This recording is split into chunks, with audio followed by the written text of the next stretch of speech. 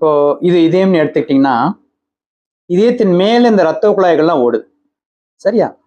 So இந்த ரத்த குழாய்கள் மூலமா ரத்தம் போனா தான் இந்த தசைகள்லாம் உயிரோட இருக்கும், தசைகள் இயங்க முடியும். இப்போ இந்த ரத்த குழாய்கள் அடைப்பு ஏற்படுதுன்னு வைங்க. கீழே ரத்தம் இறங்க முடியாது. இப்போ உதாரணத்துக்கு இது இதயத்துல முன்னாடி ஒரு ரத்த குழாய் இருக்கு, இங்க சைடுல ஒன்று இருக்கு, பின்னாடி ஒன்று இருக்கு. 3 முக்கியமான ரத்த குழாய்கள் இருக்கு. இப்போ ரத்த குழாய்கள் பிளாக் ஆயிடுச்சுன்னா கீழே ரத்தம் இறங்காது. கீழே ரத்தம் போகலாம், அந்த தசைகள் இறந்து போயிடும். அது பேர் தான் ஹார்ட் அட்டாக். சப்போஸ் டோட்டலா பிளாக் ஆகாம ஒரு 80% 90% அப்படின்னு பிளாக் இருக்குன்னா அந்த தசைகள் இறந்து போகாது. ஆனா அந்த ஆளுக்கு நிறைய வலியை கொடுக்கும். கொஞ்சம் நடந்தாலே அந்த பிடிச்சிட்டு வலிக்குது அப்படின்னு சொல்லுவார்.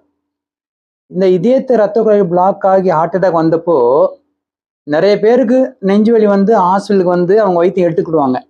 சில பேர் வராம போக முடியாது. அப்ப என்ன ஆகும்?